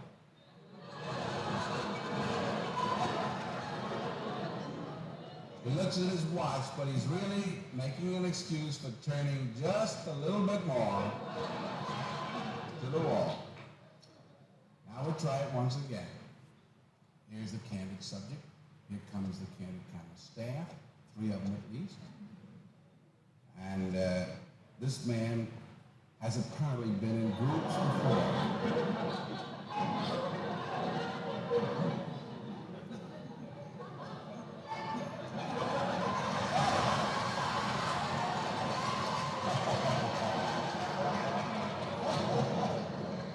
Now, here's a fella with his hat on in the elevator.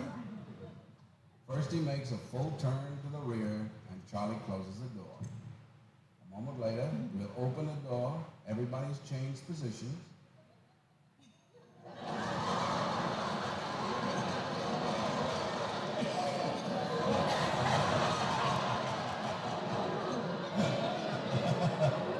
Now we'll see if we can use. Now we'll see if we can use group pressure for some good. Now, in a moment, on Charlie's signal, everybody turns forward. Notice they take off their hats. Look at his face.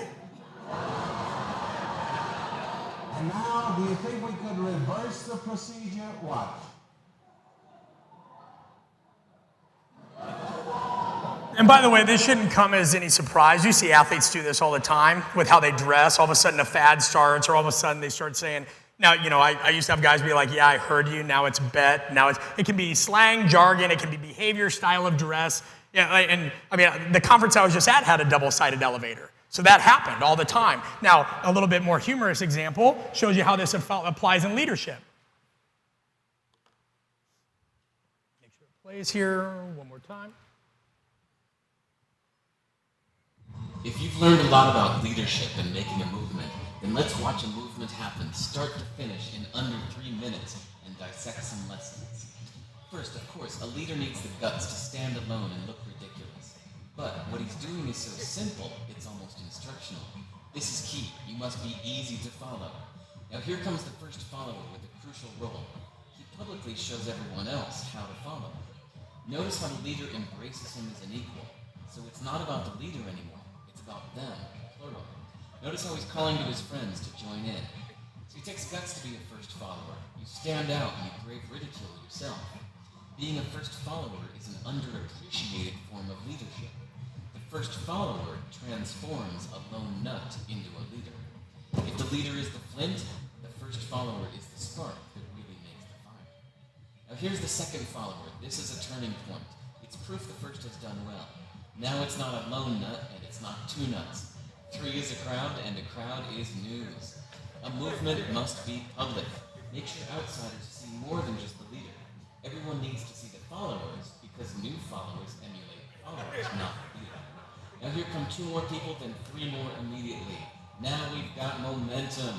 This is the tipping point, and now we have a movement. As more people jump in, it's no longer risky. If they were on the fence before, there's no reason not to join in now. They won't stand out, they won't be ridiculed, and they will be part of the in crowd if they hurry. And over the next minute, you'll see the rest who prefer to stay part of the crowd, because eventually they'd be ridiculed for not joining. And ladies and gentlemen, that is how a movement is made. So let's recap what we've learned. If you are a version of the shirtless dancing guy, all alone, remember the importance of nurturing your first few followers as equals, making everything clearly about the movement, not you. Be public, be easy to follow. But the biggest lesson here, did you catch it? Leadership is over-glorified. Yes, it started with the shirtless guy, and he'll get all the credit, but you saw what really happened. It was the first follower that transformed a lone nut into a leader. There's no movement without the first follower. See, we're told that we all need to be leaders, but that would be really ineffective. The The best way to make a movement, if you really care, is to courageously follow and show others how to follow. When you find a lone nut doing something great, have the guts to be the first person to stand up and join in. Guys, I can't tell you how important that video is and the message if you really listen to it. I'll be honest, there was a period not too long after I've shared this with some of you where I questioned whether I still wanted to be a part of strength and conditioning for the first time in my life. Now keep in mind the context of this, strength and conditioning saved my life. Learning about strength and conditioning got me out of the hospital, which is that first picture I told you. But for a while, after I wrote my book and started speaking a bit more on this stuff, I wasn't sure I wanted to be a part of it anymore. Because I felt exactly like that lone nut. I had people, now some people think that what they see on social media, all these people support you, whatever. Well, of course, I don't share the negative stuff. But I had people calling my family names. I had death threats, believe it or not. I had people every day when I go to clinics, people either that know me want to say hello to me, or because I have a social media following and a book out, and I don't just coach all the time. I coach 60% of the year, speak 40% of the year. They want to get in these little arguments and try to prove themselves about something. Guys, we have to really look at how we define leadership. We have to really look at how we define it. Because nothing gets better in this field without some element of unity, right? And in the world of social influence, that's what it means, where a whisper can be so much louder than a roar. It really is about a movement. So how can we do this? And I'm going to wrap up, with this last section. I appreciate your patience, but I also think that it would be worse if I rushed through this and gave you a half-assed talk.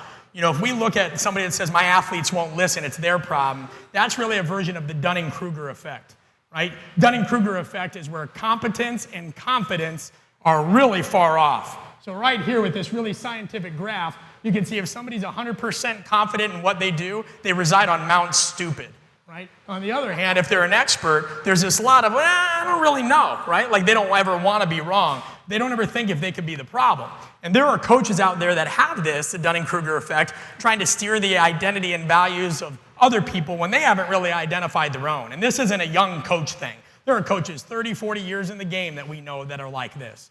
And it's the herd mentality. A young coach sees another coach who's getting paid a lot, or they're at a big university, or they're with a team, or they train an Olympian, and they go right at them. All I'd say is this: following the herd is the fastest path to the slaughterhouse. If that's not really who you are as a person or as an individual, it doesn't matter what you perceive to be successful or what the industry decides is successful. You have to go your own way. Because a better understanding of the coaching process as a whole, if that's what you're dedicated to, begins with a different understanding of yourself. There are people that are self-centered, right? High IQ, very ego-focused, uniform messaging, not too audience-centric. They don't know how to adapt to others. I talked to you a little bit early on about talking about the hand hygiene and the doctors with black frocks, stiffened coats. Who in this world, or in this room rather, has heard of Ignaz Semmelweis? Few hands, certainly not the majority though, right? Ignaz Semmelweis is the reason any of you wash your hands today. He is literally known as the father of human hand hygiene. Unfortunately, he wasn't really known as that until he died and was beaten to death in an insane asylum because of that whole, lone nut first follower thing. So Ignaz Semmelweis was a Hungarian physician, very bright one at that, who was the first one to really note, one of two, to really note that these women at the time, they were dying at a rate of 1 in 6 who were giving birth. That's a pretty high ratio of giving birth in the 1800s still. 1 in 6 women were dying of something that was called childbed fever or puerperal fever. The first one's a little easier to say, right? And they couldn't figure out why, but so many women were dying that they were literally choosing to give birth in the street than go into a clinic. So Ignaz started to assess 2 different clinics because he noticed not only were the death rates really high in general, but there was a really big discrepancy in these 2 clinics. One of them, Dr. Ivy, was staffed entirely by doctors, very highly educated people that had a lot of experience, and medical students, right? People that are still in the trenches. The other half was staffed entirely by midwives. Now, these were infirmaries where babies were delivered. What he noticed is the babies being delivered in the hospital, or the clinic rather, with doctors and midwives, they were dying 5 times as much as the one staffed by the midwives, or seemingly less experience in terms of overall medical vocation, knowledge, and expertise. So he starts trying to figure this out. And remember, hand washing is not a thing then, right? And people, sterilization is not a thing. And so he goes and observes, and he looks around for a little bit and notices that at the hospital with the doctors and medical students, they're performing autopsies and then going right to deliver a baby. And they're going back and forth and doing that. They're doing autopsies. There's no sterilization. The midwives, however, that clinic, all they're doing is delivering babies, right? Like it's the fourth quarter. They're just sitting there, baby after baby after baby, right? Babies everywhere. So he starts looking at this and says, hey, I have this chlorine solution. Like maybe if you just kind of scrub your hands there. And they're like, you batshit crazy? I'm not doing that. But eventually some listen, and lo and behold, the death rates start to go down. So they're like, very good, Ignaz, write about this, publish it, make sure that you really back it up. He goes, the hell I will. I'm telling you to do this right now. You're seeing fewer people dying. Why would you not pay attention to this? The intervention is purposeful. They said, that's not how things are done. We've done things a certain way here for a long time, Ignaz. You publish the studies and you do this. And so Ignaz doesn't go about the standard orthodoxy. As a matter of fact, he gets more and more pissed. Right? He starts going around and speaking and telling people like, hey, and he's right. Like literally, anytime somebody does the hand washing intervention, it's better. But here's the issue.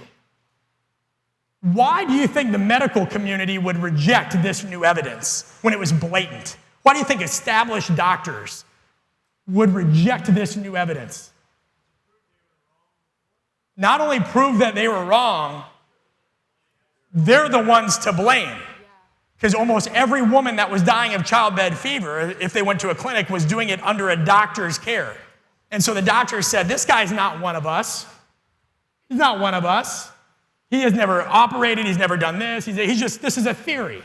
Doctors are gentlemen. This is literally what they came back with. Eventually, Ignaz was blacklisted in his own community, put into an insane asylum, beaten to death by guards because he died of the exact same infection he was trying to help other people solve.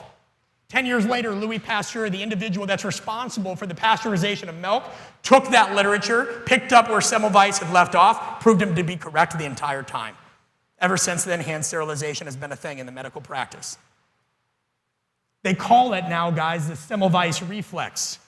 The minute somebody gives you information that is so clear, but also so contradictory to something you don't want to believe, they'll run away. You don't believe it? The previous presenter talked about it. You tell a young coach, hey, just study more than the programming. Yeah. Hey, what's the difference between, you're like, dude, okay, you're going to learn the hard way. But that's the Semmelweis reflex. We reject what we don't understand or what makes us feel, man, guys, that's because trust and attention are scarce items in a post-scarcity world. We're impatient. We have a lot of ego, right? A lot of insecurity. And people also think what is a virtue is often, it's often a vice. Understand that there's a lot of behavioral traits that we have that even the good ones, they're not always as good as you think. And that's what leads to the myth of the perfect coaching style. When people ask, how should I coach then? Well, I say, listen, there's good coaches, and this is really interesting literature. Some of it I mentioned in my book when we talked about dark-sided behaviors. When we think of a good coach, what type of behavior are we typically thinking of? I'm sorry? Level-headed? Extroverted? Yeah, some of it's up there, right? Charismatic? But do we all know coaches who are all those things that don't really have success? Right. Because environment matters too, right? We talked about this. There's a confluence of variables. On the other hand, we have old Bobby Knight who choked kids and threw chairs. That guy won some championships. Would you say he was effective at what he did? And then there's somebody that's like, well, it depends on what are you saying effective coaching is winning or is it making an impact on lives? But I would venture to say some people really liked playing for Bobby Knight. Now, don't get it twisted. I am not saying one of these is good, one of these is bad. I'm saying both exist and nobody should try to be a cardboard cutout. I'm going to skip past this. There's research to support this in elite settings, the most elite settings, where they say that actually some of the most successful leaders of all time exhibited dark-sided behaviors. Right? Now, when we say dark-sided behaviors, understand this, because I have a whole separate presentation on this. There's a difference between a trait and a behavior. And they even find this with psychopathy. The term psychopath is getting pushed out of the medical community because psychopaths, by definition, are not always people that murder people. That's a sociopath. That's a little bit different. Psychopaths are people with lower than average empathy. And that really, their autonomic nervous system is structured so different, they almost don't feel stress. What professions do you think really benefit from having some people that have high traits of psychopathy? Special operations. What else? Say it loud.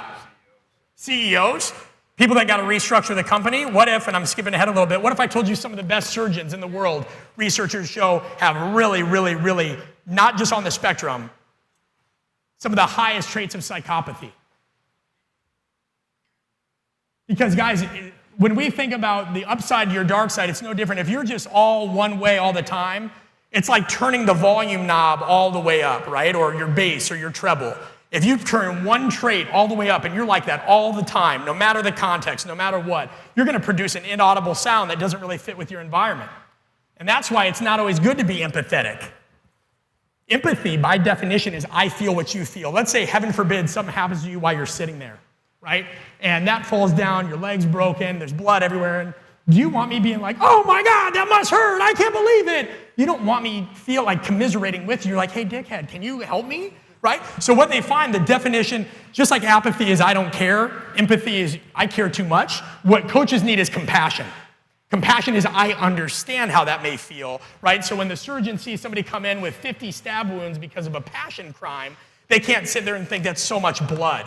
They have to be able to connect enough, but also dissociate and detach enough to make the right decision. All this information I'm sharing with you right now here has to do with decision making and why we're so bad at it. Why some people stay in toxic relationships. Why some people will keep back squatting even if it screws up, they know that they're not going to walk the next day. Why some people will do any number of things. And that's not an anti-back squatting thing. Please don't, let's not get there. I'll skip forward a little bit so we can kind of do the home stretch because I know you guys are wanting to bounce. So what can you do with this? Well, in the book, I talk about there's 3 stages coaches have to do. If you're like, oh, I don't know what my good traits, my bad traits, any of these things are, you typically do. You probably just haven't gone through the process. Right? There's reflection, inspection, and progression. You ask a lot of strength coaches, why do you do this? A lot of them will say, oh, to make a difference. What the hell does that mean? Whiteboard that out for me. What does it make a difference look like, personally and professionally? How do you know you've made a difference?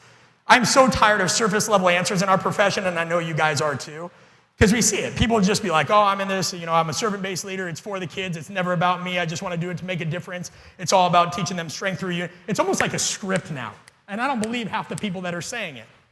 You can start to smell it out. Because I got news for you guys, like, even if you believe the majority of those things, it's can you define it? And can you really tell people what it looks like? Or is it just really your core values that you put on your resume because you want Coach Speak to kind of do the word for you? And if you don't think this stuff is important, this is where we're behind. Because companies in the United States, some of the wealthiest and most effective companies, spend $110 billion on interpersonal skills assessments. That's enough to buy every single person in Mexico a brand new, well, at the time it was brand new, 2015 fully loaded Corvette. But we still sit here and say, well, how are you monitoring that? You have a $25,000 force plate? Because that's not really, I had a $10,000 one, but I think that's what's holding me back. Yeah, but like, you don't even know anything. So who are you, right? What are your fears? What are your drives? What are your abilities? Because no matter how long you've been in this field, you're not above looking at that. Right? Know why you do it. Skip surface level. Dig up the past. It's easy for me to be intense. Save my life. And when I see people around me in my family that pass early, I don't really have much time to waste. That's why I don't get drawn into meaningless debates about dumb bullshit. Right? You have to live life like you're kind of 99 and on life support. Like, are you really going to care about this? I'll be honest. Like, even like some of the things that are most relevant right now, I'd care less what size shirt somebody wears that's a polo. I could care less what size, if somebody's dancing around on the sideline or somebody's doing this or somebody's doing that or another coach is just sitting here, I don't care. That doesn't affect, are those the conversations we have to have? And believe me, it annoys me too, but it also annoys me. I've worked with a coach that had no emotion and just sat there like this. And he goes, well, I don't want my athletes dependent on emotion. But it's funny, you ask the athletes, I go, why don't you ever respond to Coach so-and-so? He goes, man, I can't relate to anybody that doesn't show emotion.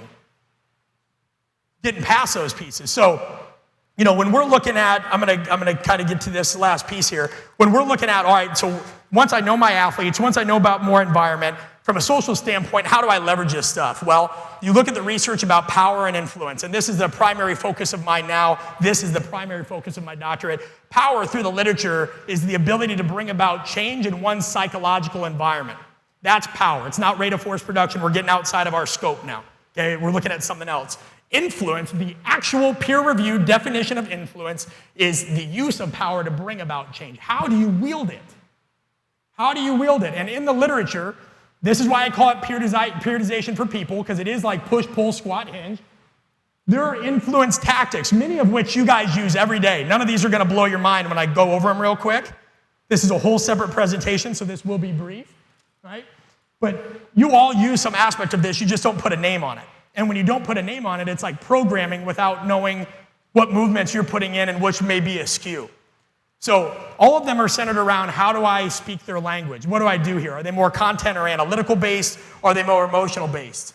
Let's go through some of these. We'll get to the core. Come here. Or we're not. I got to get over here. First of all, think about structuring it like this. And this is general. So don't tell me that two-door Bampa, this set and rep doesn't coincide with the latest research of Greg Hoff and super training. This is general. So just give me a break. I understand that hypertrophy can be done at 10 sets of 3 if loads are equated and all this. But look at maximum strength, hypertrophy, local endurance, right? Whatever the hell that means. And then we look at how these influence tactics are in terms of an intensity or volume scale. Now, intensity being a hard influence tactic, which I'll talk about in a moment, these are tactics that may work, but you don't want to use them as often. So that's like a pressure tactic. Do this or else. Do this or I'll tell the head coach that you're not compliant and that you were 10 minutes late for work. That's a pressure tactic. If you only rely on that, well, where's that going to go? Not hot, right? Right? On the other hand, we have soft tactics. These are things that you can use a little bit more frequently, right? Because they're not as constraining and it's almost like a push and a pull. Think about these soft tactics like a pull. You're bringing somebody with you. If I just ask somebody for a favor, hey, would you mind, like if I give you $5, would you mind doing X, Y, right? Like that's not a big deal as long as it aligns with his ethics, right? An inspirational appeal, if I talk to him about something that gets him like really inspired, that's not gonna, but the push, that's the hard tactic. So that's how we're kind of looking at intensity. So let's talk about a few. An exchange. Somebody tell me about an exchange tactic that you used today in everyday life. Read that slide. Think about an exchange tactic that you've used either today or when coaching an athlete. Yeah.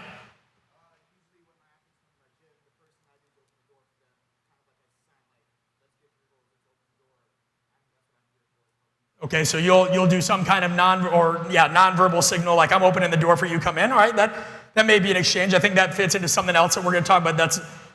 That fits actually because you hold open the door for somebody else. Right? Like the other day at the airport, somebody held it open for me. Yeah, that could fit. What's another example? Yeah?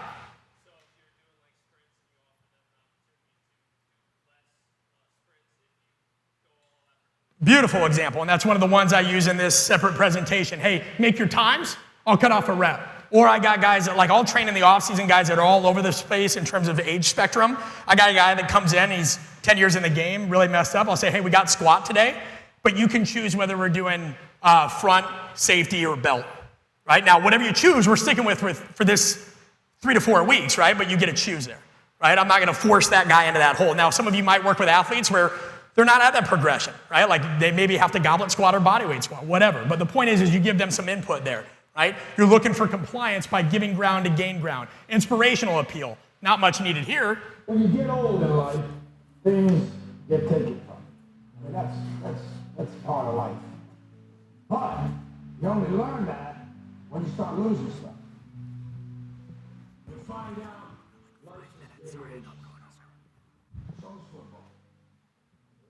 Because in either game, life or football, the margin for error is so small. We know where he goes with this, right? I know you don't want me to cut that off, but that's an inspirational appeal. How many of you know that, by and large, you use a lot of inspirational appeals in your coaching? What's another inspirational appeal? Guys, we're playing so-and-so this week. Remember what happened the last time we faced them?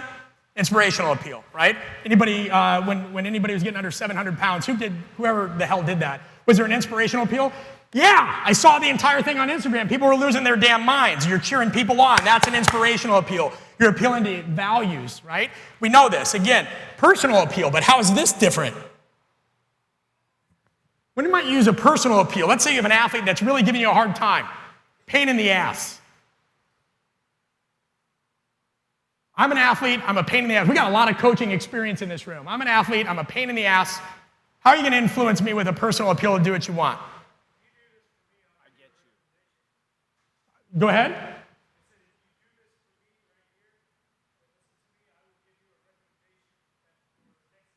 So that would actually be an exchange tactic. If you do this, hey, if you perform, if you guys show out at the end of these 4 years, and when that agent comes, right, and we see that, like when the agents come and ask about, but that'll be an exchange tactic.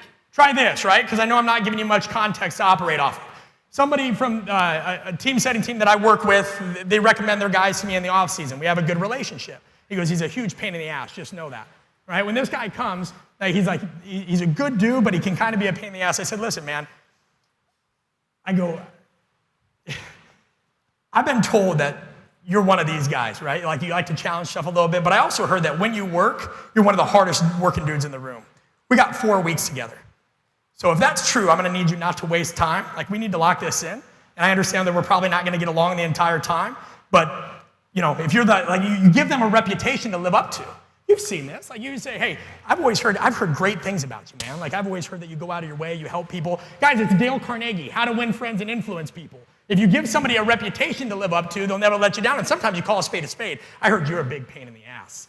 We're gonna have some fun. I understand you're probably not gonna agree with everything I have to say, but I'll give it right back to you, so decide which way you wanna take it. Sometimes just be real with them, right? Sometimes just be real with them and tell it like it is. That's it. Like it doesn't have to be, right? Or like if you, in everyday life, hey, Vernon, I'm out of money and I need gas. Like, could you help me out? You know I'm not a moocher, man. Just this one time, could you help fill up my tank? Right? So, and again, good, bad, it depends on the person. Consultation tactic.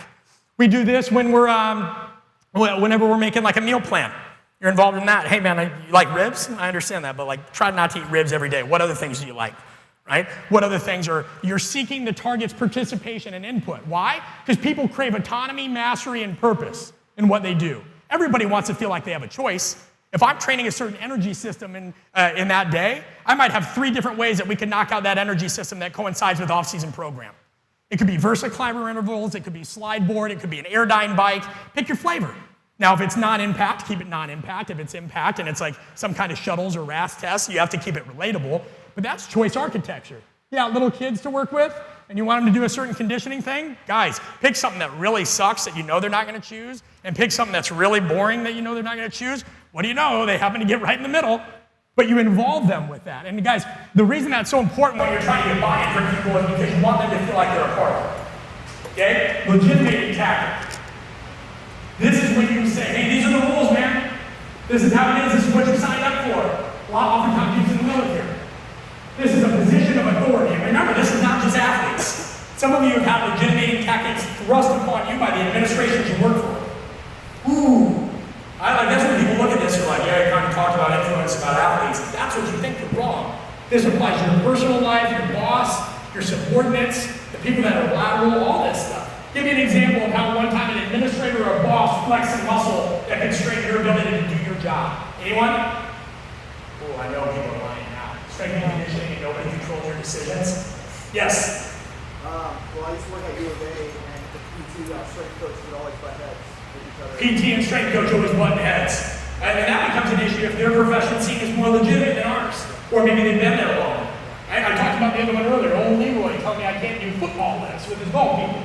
His words, legitimating tactic. This is the one I'm going to end on. There's a host of other ones we could spend a whole other day on, but I'm ending on it because it's the one that the majority of coaches, all of us, rely on the most, and it's why we have trouble getting buy-in when it matters the most.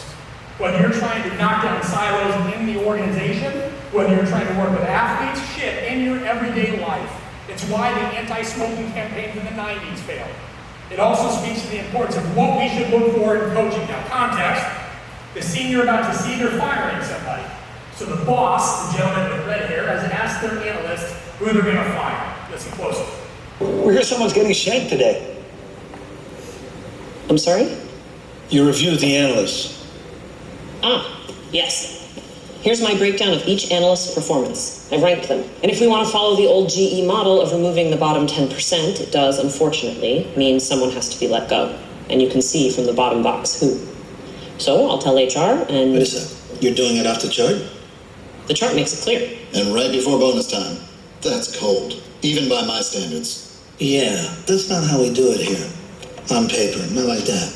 Asymmetrical returns, right? Not just in the stocks, but in our people too. I need you to sit down with each one of them. I want you to probe for their strengths and for their weaknesses. I want you to figure out who's going to outperform your data and who's already had his best year. Sitting with everyone so they can equivocate and explain away what's already been shown clearly seems inefficient. Taylor, I know you come from analytics, and I know that the numbers are where you live, but you got to learn the other piece too. There's a small group who can do the math. There's an even smaller group who can explain it. But those few who can do both, they become billionaires. Because I can do the damn presentation right there. That's what we're lacking in strength and conditioning today. There's a lot of people that can do the math, i.e. sets and reps and all those things, and they'll always be important. It'll always be core principles. That will never go away. But it's a hell of a lot easier to teach that stuff than it is to teach people how to be socially adaptable and extract more out of not only the individuals around, but the people they're around daily, including themselves. Right? So as we wrap up, this is my parting thesis, and I'll stand by this. Coaching is part improv, game theory, which by the way is decision making under uncertainty, and influence. Coaching is part improv, turning shit to sugar, being able to understand how to adapt to the moment no matter what you're given. Game theory, decision making under uncertainty, and influence, understanding the strategic ways that you can impact people's behavior. Dr. Robert Cialdini of Arizona State University says communication can no longer be thought of as a mechanism of conveyance, right? I'm conveying information, but rather one of influence. And great coaches never seek to control complex environments. They learn to adapt to them. I appreciate you staying out. I know I went long as hell. I went long as hell because for years I've seen people go up here and just fucking rock on. And this is something that I think, I'll be honest, guys, I think we have 5 years to turn whatever's going on in our industry around. Whether it's our understanding of coaching, whether it's our understanding of business, whether it's our understanding of how to take our career to the next level before somebody dictates what we do through using legitimating tactics of their own. Because if you think social media is a problem, you haven't checked Google results. Go ahead and type in strength and conditioning coach fired. And I'm not talking about people that are just, everybody gets fired. That happens. I'm talking about people like, try this one, strength and conditioning coach ethics. You got rid of social media, that's not going to do any of our problems. Like, guys, we have a lot going on in our field. We have to clean up our own house. And it was a common thing that was said at the last conference too. We got 5 years to do it. Okay, so think bigger, take the time to understand people, and think about whether the little debates and all the things that you're currently having are really going to help this picture or this profession move forward in the next few years, because otherwise we all might be looking for a different job, or we're all going to be answering to somebody else. I appreciate your time. I know it's been a long day.